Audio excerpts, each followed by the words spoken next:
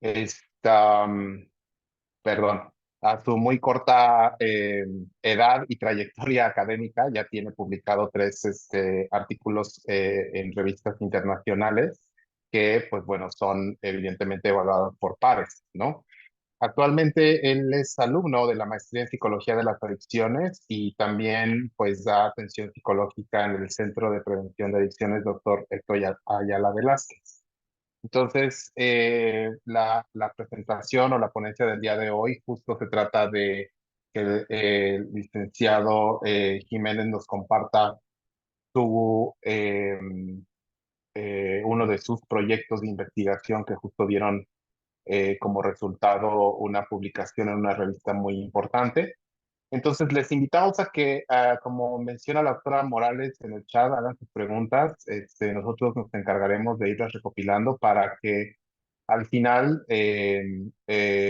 tengamos este espacio de preguntas y respuestas por parte de nuestro ponente y pues ustedes que nos acompañan, ¿no? Pues sin más preámbulo, pues te doy la palabra, Leonardo.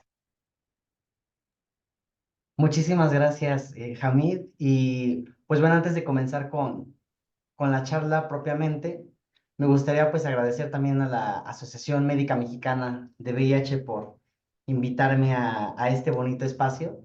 Creo que suma mucho tener estos espacios donde la ciencia pues se difunda y evidentemente pues tener este acercamiento, ¿no? A estos temas.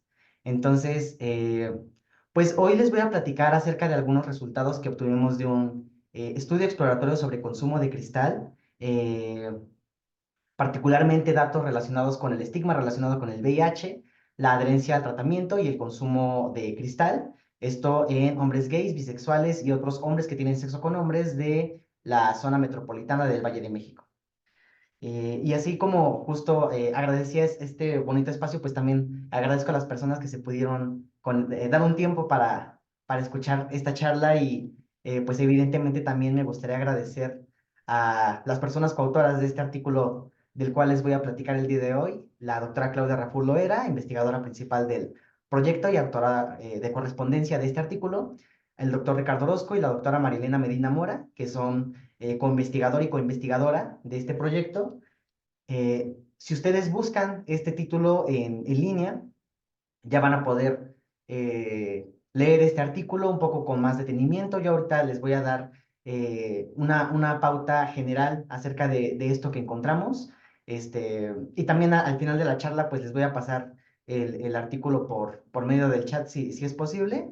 Y también una hoja informativa que hicimos para también las personas participantes y las organizaciones de la sociedad civil, a las que también pues me gustaría agradecer, ¿no? Infinitamente su colaboración en este proyecto, para que sea un poco más entendible, ¿no? Es una hojita muy didáctica, muy entendible en ese sentido.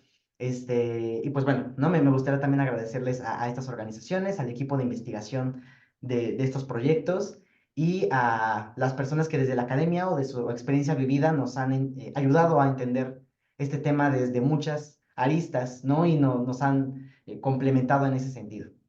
Y ya por último, pues también me gustaría agradecer a los proyectos PAPIT IA 301320 e IA 301422 por el financiamiento de este proyecto y por las becas que hemos recibido estudiantes de licenciatura y posgrado, ¿no? Porque pues abren un camino para que más personas nos entremos en este bonito mundo que es la investigación.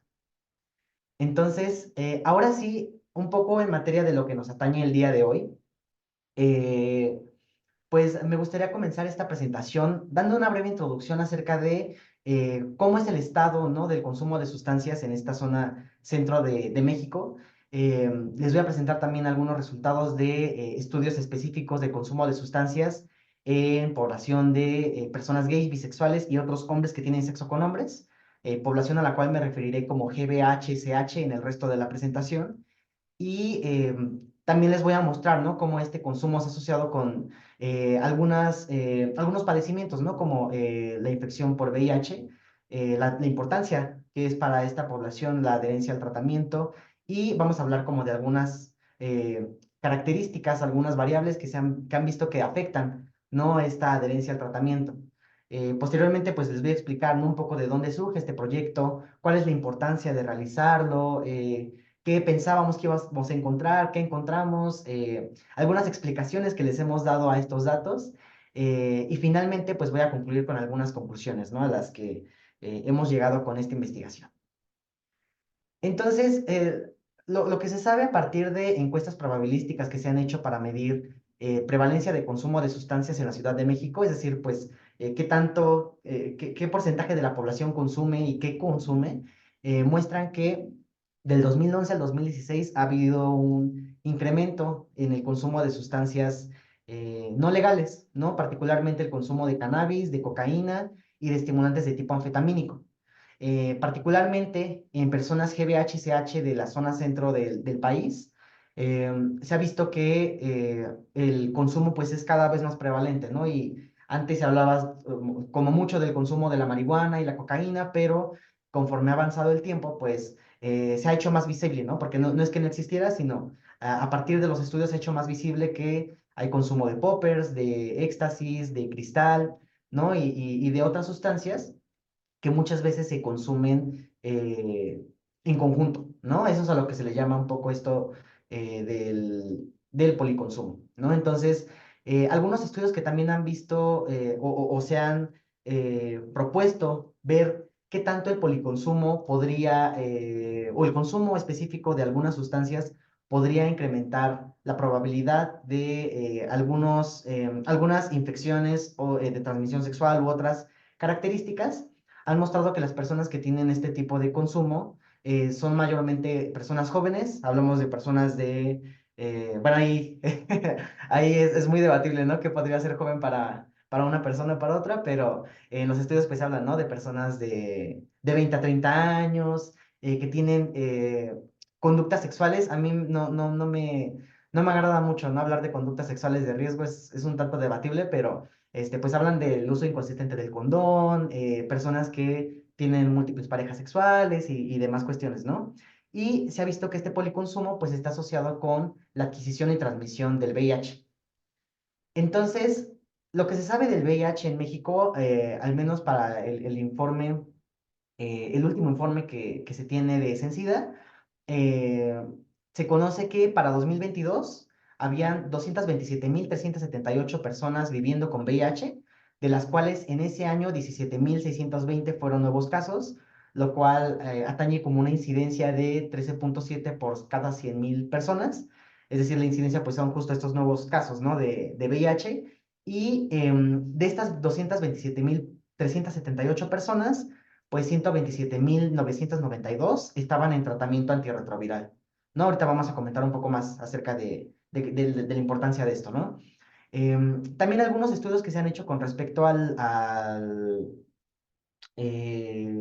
cómo está distribuyéndose este acceso al tratamiento, a la adherencia y demás, pues se sabe que al menos para 2021, del total de personas que vivían con VIH, 82% se estimó que recibieron el diagnóstico.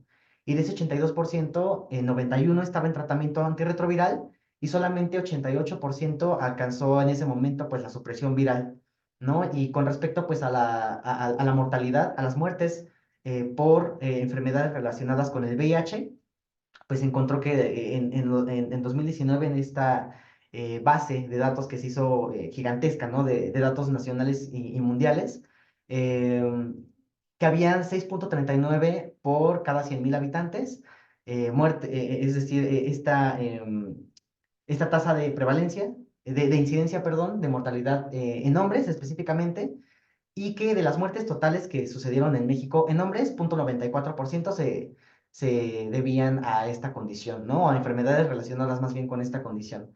Entonces, estos datos nos muestran que las metas que se proponía ONUCIDA, ¿no? Para 2020, pues estuvieron lejos de alcanzarse, ¿no?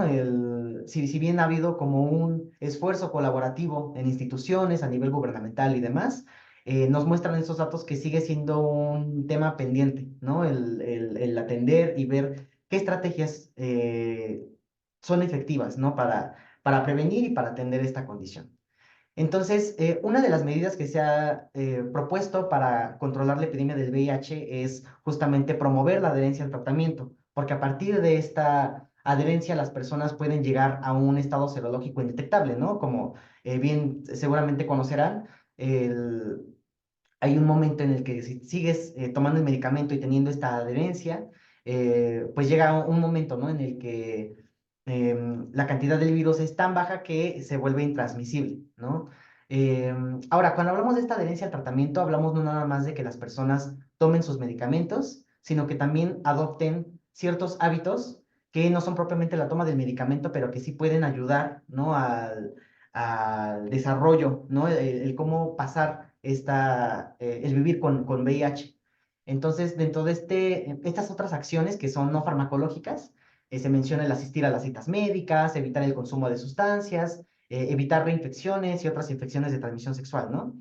Y dado que la adherencia contempla muchas variables, o muchas cosas, no hay un estándar de oro, ¿no? No hay un aparato automatizado que te diga, tú eres adherente o no eres adherente, ¿no? Sino que más bien se habla, al menos en SIDA, ¿no?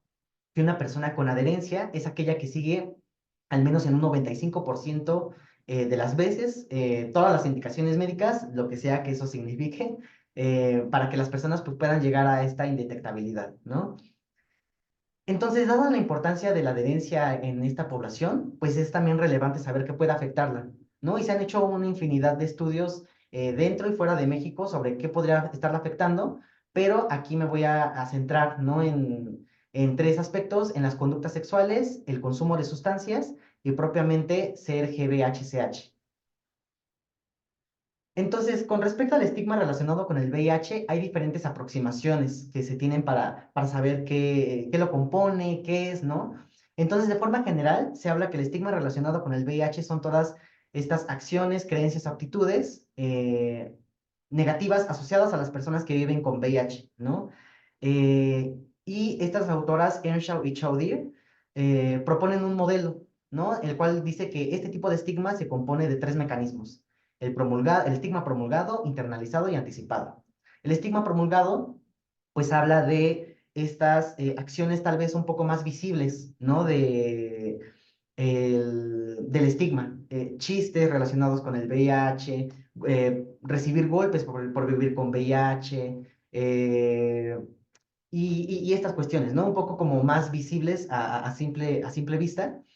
Y cuando las personas están expuestas a estas experiencias repetidamente, las autoras proponen que algunas personas llegan a interiorizar esas ideas, ¿no? Entonces, de tanto que me dicen, por ejemplo, eres una persona de tal forma por vivir con VIH, y tanto que le escucho y me lo dicen mi familia, y me lo dicen mis amigos, y me lo dicen en el trabajo, en los profesionales de la salud, etcétera, etcétera, pues igual y sí, ¿no? Igual y sí lo soy, ¿no? Entonces, como que un poco como lo que se entiende del estigma internalizado es como cuando se compran esas ideas, ¿no? Como que las internalizan, ya llegan a considerarlas así.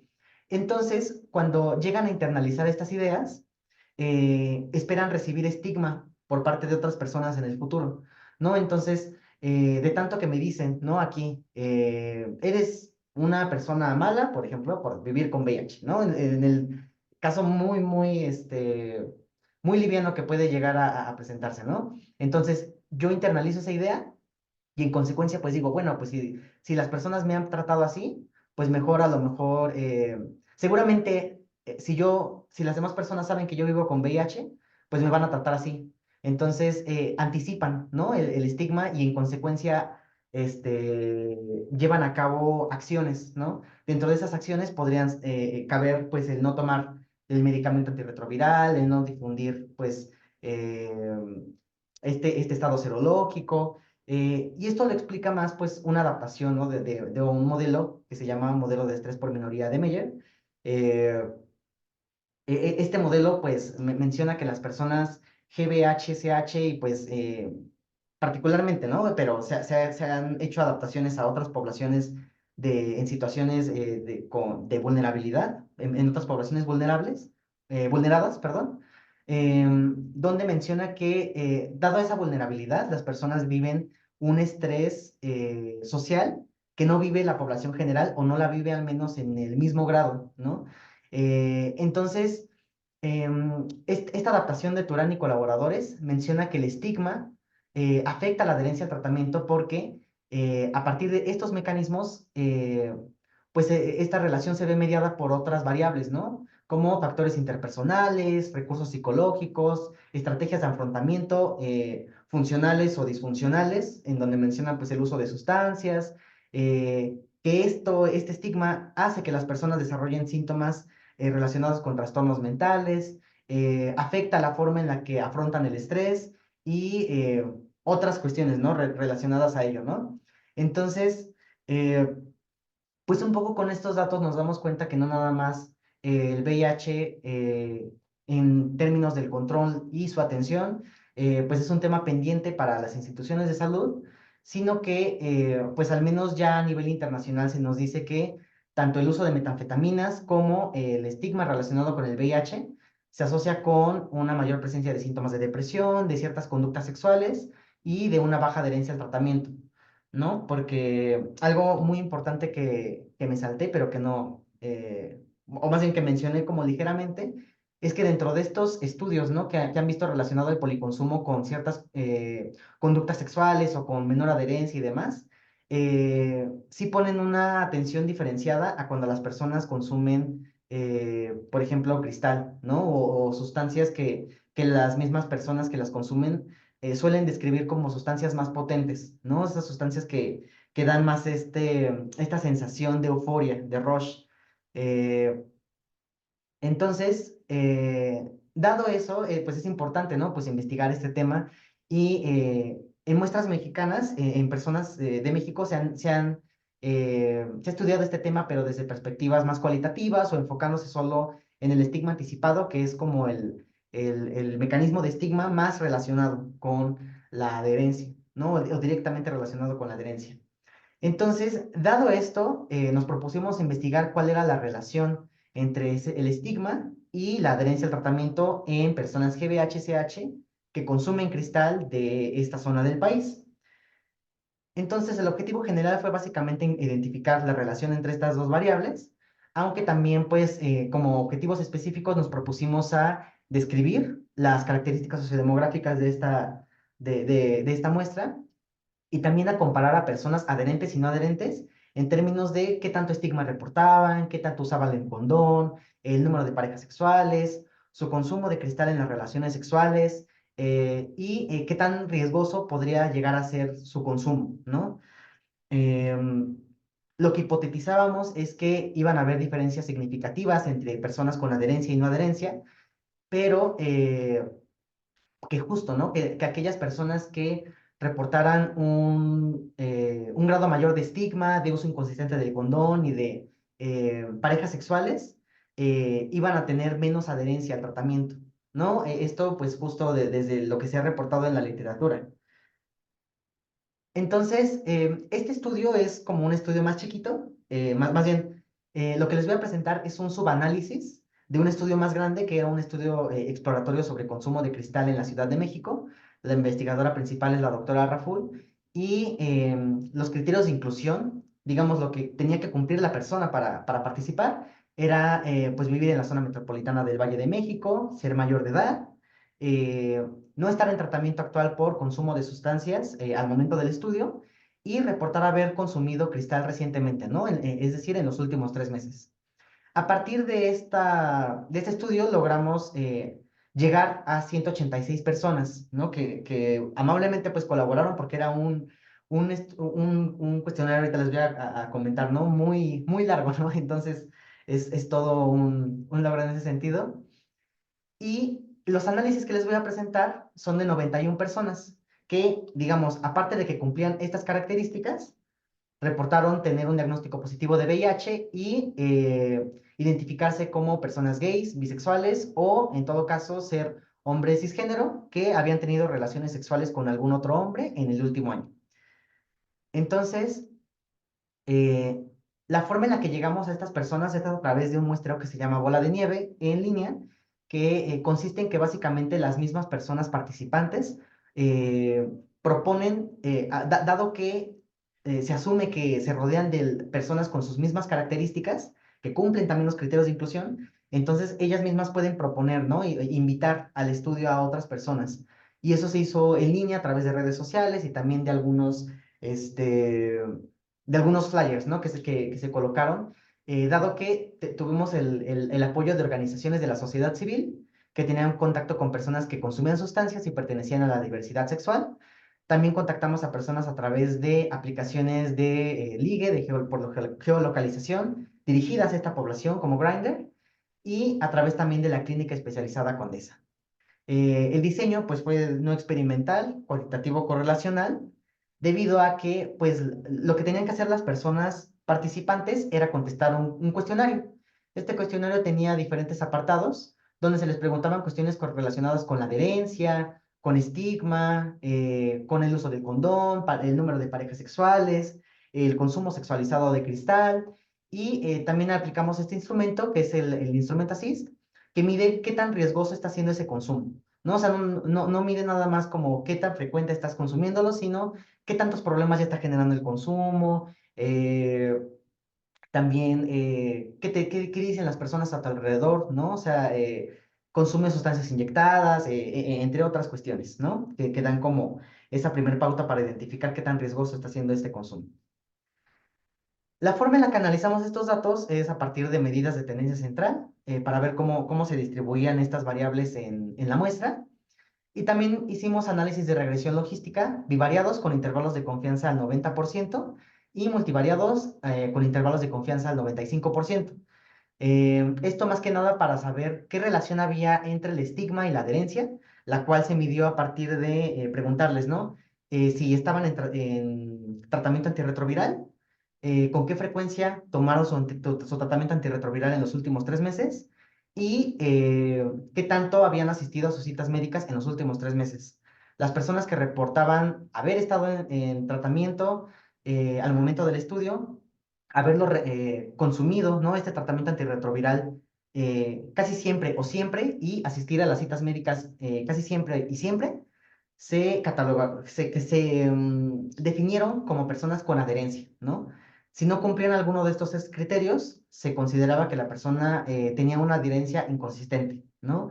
Dado a que este análisis pide que esta variable pues sea dicotómica, ¿no? O sea, tenga solamente dos valores. Entonces, descartamos colinealidad a partir de la matriz de correlación, y el modelo final se eligió a partir de la pseudo R cuadrada y el criterio de información de Akaike. Cabe mencionar que este estudio contó con la aprobación del Comité de Ética de la Facultad de Psicología de la UNAM. Entonces, ahora sí, entrando un poco más en los resultados, eh, la mayoría de las personas, independientemente de la adherencia, tenían una afiliación a un seguro médico, tenían un estado civil sin pareja, tenían un nivel de ingresos mensuales mayor a la media poblacional, reportaron tener un nivel de estudios, de estudios superiores, tener una orientación sexual gay y un trabajo con contrato, ¿no? Al comparar estas variables entre personas adherentes y no adherentes, solamente encontramos que habían diferencias significativas con respecto a la afiliación al seguro médico y el nivel educativo, ¿no? En términos de que eh, las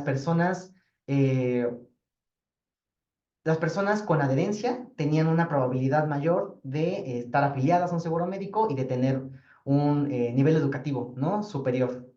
Los datos están, bueno, si ustedes más o menos como que cachan esta parte de las razones de momios, pues el nivel de referencia fue las personas adherentes, ¿no? Eh, y aquí pues nada más quería mostrarles, ¿no? Que mientras las personas adherentes normalmente pues sí hubo una proporción mayor, ¿no? O sea, más bien a lo que me refiero es que aun cuando estuvieran afiliadas a un seguro médico, habían personas no adherentes, ¿no? Y aun cuando no estuvieran afiliadas a ningún seguro médico, pues también había personas adherentes, aunque pues la proporción es diferente, ¿no? Con respecto al estigma, encontramos que las personas que reportaban un grado mayor de estigma, más bien, las personas no adherentes o sin adherencia, reportaban un grado mayor de estigma anticipado, internalizado, promulgado y total que las personas con adherencia, ¿no? Entonces ahí se encontraron sí, esas diferencias significativas. Y con respecto al uso del condón, no se encontraron diferencias significativas entre adherentes y no adherentes, ¿no? Lo que sí nos pareció curioso y que me gustaría retomar más adelante es que aunque las personas reportaron en su mayoría no haber tenido relaciones sexuales sin condón con una persona que posiblemente tenía hepatitis C, sífilis o alguna otra infección de transmisión sexual, sí lo hicieron con otra persona que vivía con VIH, ¿no? Con respecto al número de parejas sexuales, tampoco hubo diferencias significativas con respecto entre adherentes y no adherentes, pero sí se mostró como una proporción mayor, ¿no? De las personas no adherentes a tener más parejas sexuales que las personas con adherencia. Con respecto al uso sexualizado de cristal dar cristal a cambio de un intercambio sexual, a un intervalo de 95% no se encontraron diferencias, ¿no? Entre personas con adherencia y sin adherencia. Eh, pero sí se encontraron diferencias con respecto a recibir cristal a cambio de un intercambio sexual, ¿no? O sea, las personas no adherentes eh, sí tenían una probabilidad mayor de tener esta conducta que las personas con adherencia. Con respecto a qué tan riesgoso estaba siendo este consumo de sustancias, no se encontraron diferencias significativas más que en el consumo de cocaína, pero con respecto, por ejemplo, al consumo de cristal, sí vemos que hay una proporción mayor, ¿no? De personas no adherentes que tienen un consumo riesgoso más bien, las personas no adherentes mostraron en promedio un consumo riesgoso de cristal más alto que las personas adherentes.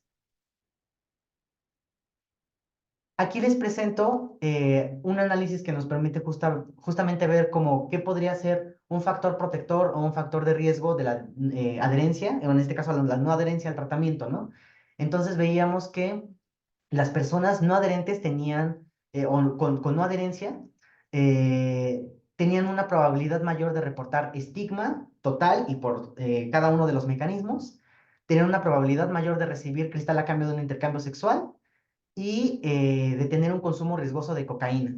Al descartar colinealidad en este análisis para hacer el modelo multivariante, eh, pues el estigma, los tres mecanismos y el estigma total tenían colinealidad con el consumo riesgoso de cocaína, entonces la variable del consumo riesgoso de cocaína se excluyó del análisis y al hacer este análisis multivariante, nos dimos cuenta que controlando, o más bien independientemente de si las personas tenían o no afiliación a un seguro médico o tenían un nivel educativo de nivel superior o menor, independientemente de eso, las personas que reportaban un grado mayor de estigma tienen una probabilidad mayor de ser no adherentes.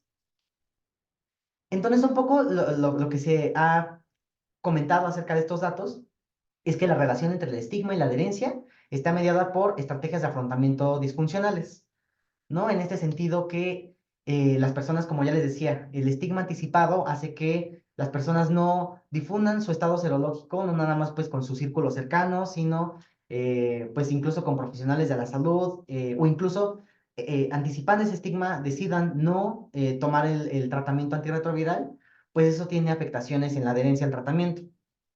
Con respecto al estigma internalizado, se ha visto que esto afecta también la difusión al estado serológico, ¿no? Esto porque promueve que las personas, cuando tienen un grado mayor de estigma internalizado, eh, pues normalmente eso hace que también se excluyan, ¿no? De sus círculos sociales cercanos, que tengan más ansiedad al relacionarse con otras personas y que tengan una percepción alterada del apoyo social, ¿no? O incluso, no nada más que sea alterada, sino que evidentemente pierdan ese apoyo social por parte de personas significativas. Con respecto al estigma promulgado, se ha visto que afecta el autoconcepto de las personas y también promueve que las personas tengan una mayor presencia de síntomas de depresión y que recurran al consumo de sustancias, ¿no? Para regular ciertas cuestiones de salud mental, teniendo esto implicaciones también en la adherencia al tratamiento. Algunas otras investigaciones han mostrado que el estigma internalizado se asocia con el olvido de las dosis y que el estigma anticipado y promulgado pues se asocian o sí, de alguna forma se asocian con tener niveles de células TCD4 menores a 200. Con respecto al uso de sustancias, se ha visto que las personas que tienen un trastorno por consumo de sustancias, es decir, un riesgo alto, al menos con respecto a esta escala, eh, pues tienden a tener consumos problemáticos de estas sustancias, ¿no? Y se ha visto que el consumo prolongado y problemático de cristal afecta funciones ejecutivas neurocognitivas que son importantes para la adherencia al tratamiento, como lo son la atención, la memoria verbal y pues que también afecta, ¿no? El ámbito psicosocial, la forma en la que las personas pueden llegar a relacionarse. Esto más enfocado pues por el contexto en el que normalmente consumen la sustancia, ¿no? Que atañe más como un consumo sexualizado. Con respecto a la relación con el nivel educativo, algunas investigaciones muestran que las personas que tienen un menor nivel educativo tienden a tener un menor entendimiento de las indicaciones médicas, aunque algunas otras han mostrado que las personas con un nivel básico de estudios tienen un entendimiento claro, ¿no? De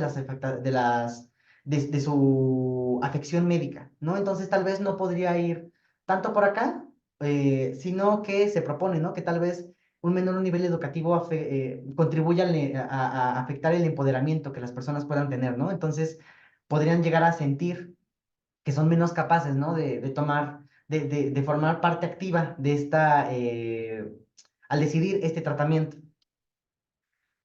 Con respecto a los hallazgos con respecto al uso del condón, no se vieron estas diferencias significativas, posiblemente porque toda la muestra, es decir, todos los participantes consumían cristal y el cristal por sí mismo se ha descrito como un predictor del uso inconsistente del condón y de tener maratones sexuales con diversas parejas sexuales, ¿no? Y también, pues, otro hallazgo que encontramos es que la mayoría reportó no haber tenido relaciones sexuales sin condón con alguien que tuviera eh, un virus de hepatitis C, sífilis u otras infecciones de transmisión sexual, pero sí con alguien con quien que vive con VIH, ¿no? Esto nos atañe un poco como a la cero clasificación que podrían estar haciendo las personas en términos pues de no contemplar las posibles reinfecciones que eso podría pasar, ¿no?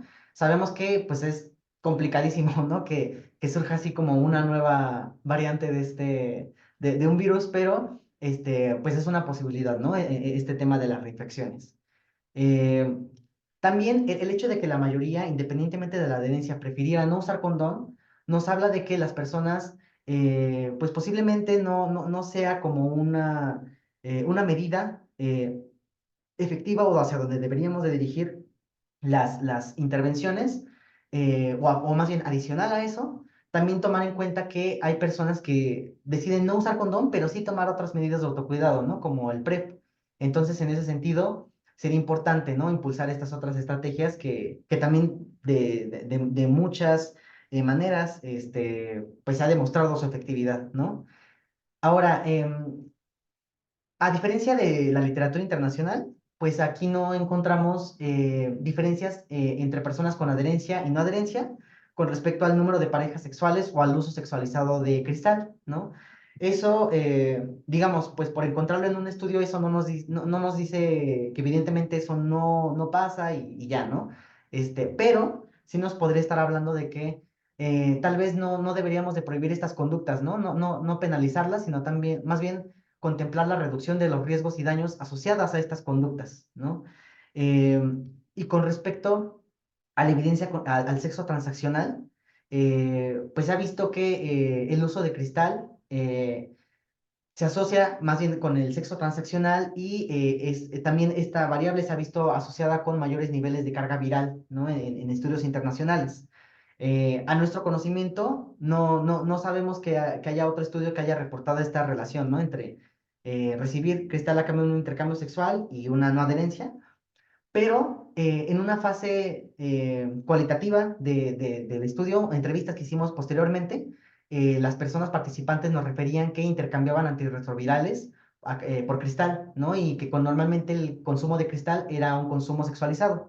Entonces, tal vez por ahí podría irle la explicación de esta relación que encontramos, aunque evidentemente pues se necesita más investigación, ¿no? Entonces, con respecto a algunas limitaciones importantes de este estudio, eh, evidentemente la adherencia al tratamiento no fue medida con tanto rigor, es decir, no medimos niveles de CD4 o carga viral, el comité de ética pues no fue algo que se comentó con el comité de ética, Sin embargo, los resultados que obtuvimos son muy similares a estudios donde sí se midió a través de estos indicadores la adherencia, lo cual nos podría decir que el autorreporte podría estar sirviendo para medir la adherencia, ¿no? También las personas reportaron niveles medios bajos, bajos medios más bien de estigma, posiblemente por las condiciones socioeconómicas que tenían, ¿no? Niveles altos de estudio, la edad, y otras condiciones, ¿no? Pero estos resultados nos muestran que aun cuando las personas podrían llegar a tener estos beneficios estructurales, aún así el estigma les permea, ¿no? Entonces es importante que las intervenciones y los programas sean dirigidos sí a poblaciones en situaciones de vulnerabilidad, pero pues sería importante que se extendieran a todas las personas, ¿no? O sea, en dicho que de repente dicen las personas, ¿no? Del rico también llora, pues por ahí, ¿no? Va este tema. También, debido al muestreo, posiblemente, de una clínica, ¿no? Que promueve que ofrece el tratamiento para el VIH y también de organizaciones que vinculan a este tratamiento, pues la mayoría de participantes tuvieron adherencia, ¿no? Entonces, eso limitó un poco el análisis. No, no es malo, de hecho es muy bueno, ¿no? Que las personas, la mayoría tengan adherencia a este tratamiento, aunque pues estudios similares han reportado niveles de adherencia y casi iguales, ¿no? A los de este estudio. Eh, También, pues este muestreo no probabilístico fue en línea porque los datos se recolectaron durante 2021, todavía en la pandemia, este, y digamos que, pues esta fue la forma en la que muchos estudios decían, ¿no? Que no sería ético parar investigaciones en salud, ¿no? Por las implicaciones, ¿no? Que tendría el sí hacer los estudios y contribuir al conocimiento y demás cuestiones. Y también, pues, que el muestreo en línea permite que la deseabilidad social, es decir, que las personas nos reporten lo que creen que queremos obtener, pues disminuye, ¿no? En estos estudios en línea. Entonces, nada más para concluir, me, vimos, ¿no? Que hay diferencias estadísticamente significativas entre personas con adherencia y sin adherencia con respecto al estigma, el riesgo asociado al consumo de cocaína y el sexo transaccional, cosa que no observamos con respecto al consumo sexualizado de cristal, el uso del condón y el número de parejas sexuales, ¿no? Y al controlar por variables sociodemográficas, aquellas personas que reportaban un mayor nivel de estigma relacionado con el VIH tenían menos probabilidad de reportar adherencia al tratamiento, ¿no? Entonces, esto nos dice que es importante seguir trabajando en disminuir este estigma tanto en profesionales de la salud como a nivel comunitario, debido a que esto sí puede llegar a tener un impacto, ¿no? En la adherencia al tratamiento, que ya vimos que es muy, muy importante en esta población. Y pues esperamos que estos resultados sean como este puente entre la ciencia y la legalidad para construir políticas públicas y también programas y servicios que atiendan a las necesidades específicas de esta población. Entonces, pues nada más me queda agradecerles mucho el que se hayan podido conectar aquí. De nuevo agradecer el espacio de la Asociación Médica Mexicana de VIH y pues nada, queda atento a sus comentarios o dudas.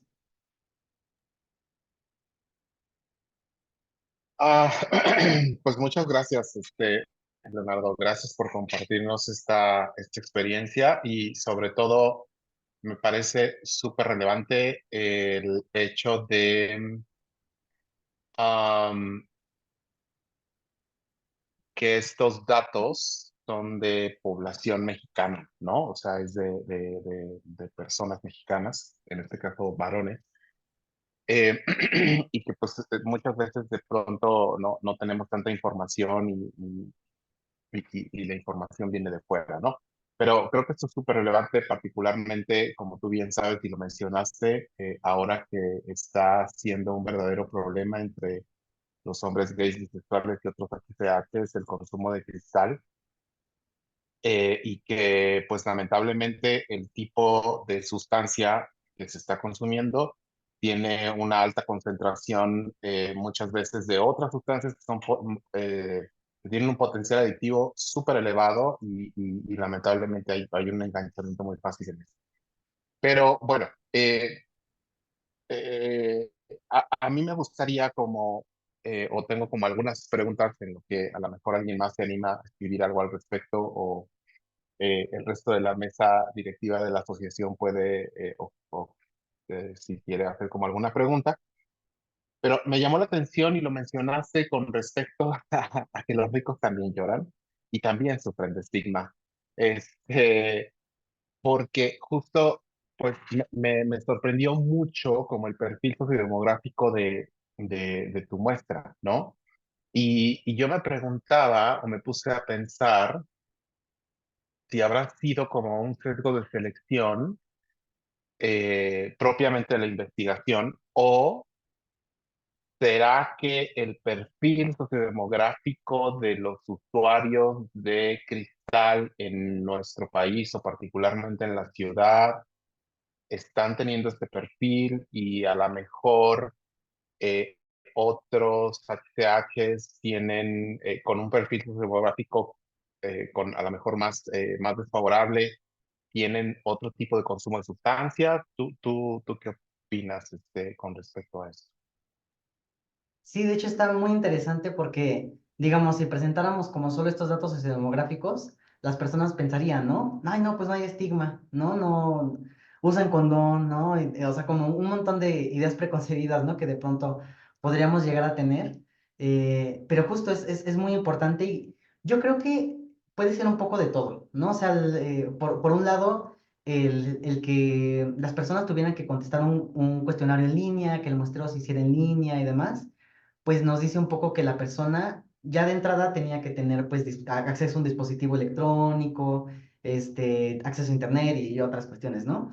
Este, entonces tal vez por ahí podría ir como ese sesgo, pero también pues un poco el que la bola de nieve se fuera dirigiendo como a personas que usan aplicaciones de geolocalización y demás, y que también se moviera como hacia personas que tienen contacto con OSCs, eh, también como que pudo haber sesgado, ¿no? Porque o sea, al menos como los espacios en los que hemos podido asistir el equipo de investigación, pues sí muestran como un perfil muy similar, ¿no? Personas que tienen ingresos económicos altos, nivel socioeconómico, más bien nivel educativo también alto, eh, pero que evidentemente no nada más están viviendo este estigma, sino, como tú bien mencionas, ¿no? Están teniendo consumos también problemáticos de cristal, este, están teniendo no nada más pues el consumo de cristal, sino incluso estas combinaciones de alto riesgo, ¿no? Algo que también no mencioné como muy explícitamente, aunque el estudio no estaba dirigido a llegar a personas que viven con VIH, del total de personas, casi el 50% viven con VIH, ¿no? Reportó vivir con VIH. Entonces, pues nos dice, ¿no? Que más o menos nos da como una idea de cuál podría ser ese perfil sociodemográfico, aunque yo sí creo que sería muy valioso hacer investigaciones para medir pues estas variables y tratar también tal vez de llegar a otros sectores, ¿no? Que no tuvieran que serían como variables extrañas, ¿no? El nivel socioeconómico y demás. Claro, claro, como que de pronto se autoseleccionan o pareciera como autoseleccionarse, ¿no? En este sentido, pero está interesante, o sea, tal vez, digo, eventualmente, pues siempre este tipo de cosas dan pie como a investigar más al respecto, pero está interesante cómo este perfil demográfico tan, digamos, como tan privilegiado, es el que se está presentando acá. Hay una pregunta por acá que hicieron con respecto a si ustedes en la investigación encontraron que el impacto o estas asociaciones que hicieron pudieron haber también tenido algunas diferencias con respecto a la vía de consumo, pues del cristal, ¿no? Si fue alguna diferencia con respecto a aquellos que la consumían fumada, inyectada, tomada, en fin. Sí, justamente en este análisis no se controló por esa variable, pero sí les preguntábamos, ¿no? Con respecto al consumo de cristal, ¿cómo lo consumes? ¿Cuánto consumes? ¿Por qué vía y demás? Un poco lo que se sabe a nivel internacional, o lo que se ha descrito es que cuando las sustancias se consumen por nivel inyectado, pues tienen una probabilidad mayor de reportar sintomatología de depresión, no adherencia y demás cuestiones un poco como por lo que implica, no es propiamente así como el consumo, porque incluso se ha visto que las personas bajo el consumo sexualizado que dura puede durar de días a horas, llevan medidas y se ponen alarmas y demás, ¿no? Para tomar el medicamento, sino más bien me refiero como a lo que implica tal vez el conseguir una sustancia ilegal en México, que bueno, ahí la ponemos como muy entre comillas, ¿no? Entre comillas, difícil acceso, ¿no? La violencia que de pronto también permea estos espacios y demás. Aquí sería interesante, sí, hacer este análisis controlando por esas variables. Me parece que vamos a publicar también un artículo con respecto al eh, perfiles, o más bien hicimos como análisis de clases latentes en función de la vía de administración, este, pero ahí tal vez ahí les tenga el resultado cuando terminemos el análisis. Claro, claro. Sí, pues sí, va a estar interesante porque también va a ser importante ver si estas vías o diferencias de consumo tienen algún tipo de impacto en este sentido, ¿no? Preguntan acá si puedes repetir el rango de edad de los participantes. Claro que sí. Voy a compartir para que se vea ahí. Este, Les decía, ¿no? Como que hay personas que dicen, bueno, pues es población joven. Yo ya me he llevado varios regaños, ¿no? De que dicen, ¿cómo que joven, ¿no? De esa edad. Pero, ay, no lo agregué, es dato importante. Ah, no, sí, Sí, aquí, está ya 34. 34, Pues, ¿no? o sea, no, pero sí está joven. Sí es población joven. Digo, joven en términos, creo yo, de que pues es habitualmente la población económicamente más activa, pues, ¿no? Claro. Y que a esa edad, pues está difícil de pronto tener algún tipo de complicación en salud o cosas así por el estilo. Pues, o sea, de pronto escuchar que una persona o un varón de 34 años, 32 años murió de una sobredosis, pues la verdad es que sí es como impactante en ese sentido, pues, ¿no? No sé si, doctora Morales, tienes alguna pregunta. Sí, sí tengo una pregunta. Bueno, acaban de preguntar en el chat otra que también quisiera decir. Primero, vamos, de hecho, primero a la del chat. Mencionan que si hay alguna medida para pelear o digamos que luchar contra el estigma internalizado. Sí, se han hecho investigaciones, incluso apenas salió como un metaanálisis de intervenciones para reducir el estigma en profesionales de la salud y pues como a nivel comunitario. Y se ha visto que para el estigma internalizado estrategias como reestructuración cognitiva ayudan muchísimo, ¿no? O sea, que las personas de alguna forma cuestionen estas ideas que ya interiorizaron, ¿no? O sea, si el pensamiento de pronto es... no sé, por vivir con VIH me merezco tener una vida mala, ¿no? Como un poco cuestionarla con el profesional, ¿no? O sea, ¿qué evidencia tienes de que las personas que viven con VIH tienen que, ¿no? ¿Qué tan real es ese pensamiento y demás? Entonces, a partir de eso, como que ya no, si se trabaja el estigma internalizado, ya no llega, por así decirlo, como al estigma anticipado y entonces las conductas eh, que afectan del estigma a adherencia y a otras condiciones, pues ya no se presentarían. Muchas gracias. Y la pregunta que yo quería hacer era la siguiente. Recientemente fui a un foro donde justamente hablaron de que por esto de las medidas de prevención, tú lo mencionaste, de hecho, en una parte donde el uso de condón a lo mejor no es tan utilizado, pero están muy abiertos a utilizar la PrEP. Entonces, en un foro reciente, lo que mencionaban es que realmente las medidas de nuestro gobierno y de las instituciones encaminadas todavía al uso de condón es una pérdida de tiempo de casi 50 años y que a lo mejor ya debería de ir encaminada a la PrEP. Entonces, hay países donde se ha logrado, pero obviamente son poblaciones mucho más pequeñas, ¿no? Con programas pues exitosos justo porque son pequeños. Entonces, y pues obviamente el gasto es mucho menor, pero ¿tú qué opinas? ¿Tú consideras que el camino ya es por el PrEP o que todavía hay que seguir luchando por el condón? Híjole. Ya sé, es una preguntota. Ah, es una pregunta muy, muy interesante. En términos, pues, de que, digamos, a nivel de salud, se dice, ¿no? Como siempre ten la opción del condón, ¿no? Siempre como que promueve, ¿no? El uso del condón. Lo que estas personas con experiencia vivida nos han enseñado, ¿no? Como parte de ello es que hay personas que, digo, tienen la información, saben así de memoria qué riesgos, qué daños están asociados al no uso del condón y aún así deciden no usarlo, ¿no? Entonces, sí creo que desde las instituciones de salud y desde las personas que brindamos servicios en ese sentido, es muy valioso contemplar opciones alternativas, ¿no? Porque esto que se conoce como reducción de riesgos y daños, ¿no? Una forma de reducir el riesgo, al menos, por ejemplo, con respecto al VIH, es este uso de la PrEP, ¿no? O en caso, digamos, posterior, pues a la exposición, pues el uso y adherencia a la PEP, ¿no? Entonces, creo que es muy, muy bueno eso, o sea, yo no sé si se dirigiría solo a la PrEP, sí creo que es algo que tendríamos que estar promoviendo, ¿no?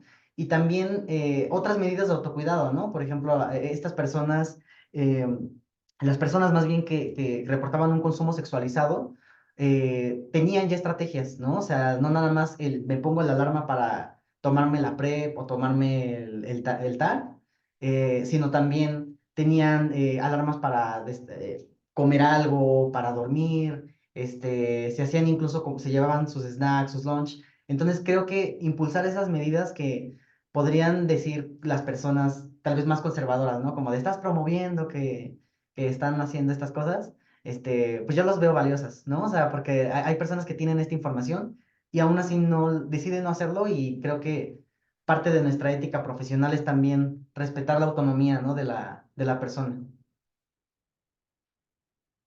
Creo que ya no tenemos otra pregunta. No sé si se me está yendo alguna otra. Creo que Eh, alzaron la mano, sí, ¿verdad? en la Sí, aquí plataforma. está. Ever, Ever. creo. Ay, Súper. hola Leo, buenas noches. Pues bueno, como en cualquier tema de sustancias, sobre el debate de si a veces la información que le brindamos a los consultantes es suficiente, en el caso particular de esta población, ¿tú crees que es suficiente que las personas tengan toda esta información o habría que complementarlas como profesionales con otro tipo de acciones? También es muy buena pregunta y creo que en ese sentido la información es como apenas el inicio, ¿no? O sea, dentro de los modelos que se han hecho de cambio de las conductas, la psicoeducación, pues está como en el inicio, ¿no? Entonces, es importante que las personas sepan cómo esto, en este caso, por ejemplo, cómo el estigma podría estar eh, impactando en su adherencia, pero evidentemente eso hay que trasladarlo, ¿no? Que no se quede como en estos papeles, ¿no? Como se dice, que la ciencia se quede en papel y ya. Entonces, sí es importante trasladarlo a intervenciones, a programas, incluso desde muchas clínicas se han promovido, ¿no? Estos espacios hay talleres de adherencia, ¿no? Entonces creo que lo que tendríamos que hacer sería tomar esta información, trasladarla a los programas que ya existen y en caso necesario, pues crear nuevos, ¿no?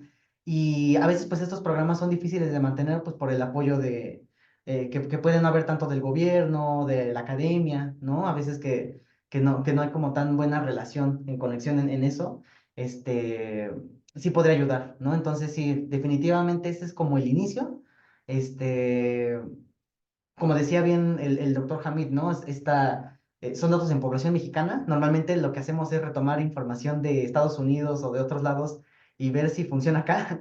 Entonces, con esto ya tenemos como ese precedente, ¿no? De las personas tomadoras de decisiones van a ver esto y les vamos a decir, pues, mira, esto sí afecta, ¿no? Entonces hay que hacer algo.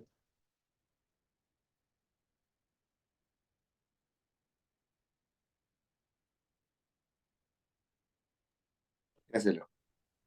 No, gracias a ti. Sí. Hay una última pregunta en el chat, creo que ya es la última. Preguntan cómo trabajar la disminución de riesgos en HCHs que viven con VIH cuando tenemos pacientes que trabajan para acudir a los puntos de encuentro y consumir cocaína y cristal como objetivo y obviamente no están adheridos a tratamiento antirretroviral. Es muy importante considerarlo en el ambiente clínico, ¿no? Porque de pronto podríamos gestionar, ¿no? Tal vez el que la persona, si ya perdió el empleo por su consumo riesgoso de cristal o cocaína, búsqueda de empleo, ¿no? Pero a veces dentro de esa búsqueda de empleo es, bueno, ¿y cómo vas a emplear este dinero? Pues no necesariamente como pagando tus deudas y demás, sino con el cristal, ¿no? Entonces... Eso es muy común y de hecho pues en esta muestra está muy reflejado porque son personas que de pronto pues sí tienen el ingreso, tienen trabajo estable, ¿no? El trabajo con contrato, la mayoría, y aún así llevan a cabo pues tienen en su nivel de riesgo el consumo de cristal está entre el medio y alto. Muy pocas personas tenían un riesgo bajo asociado al consumo de esta sustancia, ¿no? Entonces, exactamente cómo trabajarlo, creo que sería, pues primero, no trabajar, más bien, ahí entro en un dilema, ¿no? Porque siempre hay que trabajar pues como lo que la persona cree que necesita, ¿no? Lo que necesita en ese momento. Pero creo que sí sería importante primero reestructurar cognitivamente, pues trabajar el consumo y pues tal vez al mismo tiempo o después, pues gestionar esta parte, ¿no? Del trabajo, eh, sí, la distribución como de esos recursos, motivar a la persona, ¿no? A un cambio, no necesariamente a la abstinencia, sino a que vea qué riesgos están teniendo, ¿no? O sea, trabajas para ir a estos puntos de encuentro, para consumir, ¿no? Qué tanto esto está funcionando, ¿no? A lo mejor a nivel físico, a nivel psicológico, y a partir de ello, pues ya gestionar esta parte, ¿no? De la distribución de los recursos. Perfecto, Leo. Pues muchísimas gracias. Ya vamos a terminar porque ya son casi las 9, pero pues nos ayudaste mucho a todos y te agradecemos mucho y pues ojalá que nos informes cuando saques más resultados, ¿no? Estás diciendo que hay otras vertientes siempre. Eso es lo padre de los estudios de investigación, siempre salen otros objetivos. Sí, no, al contrario, Entonces, muchísimas gracias por el espacio y por acá andaremos. bueno, pues les agradecemos a todos que se hayan conectado y pues nos vemos en la siguiente sesión que será en un mes. Esperamos que sea sobre perlas del CROI del 2024. Entonces, pues muchas gracias y buenas noches a todos. Bye. Bye.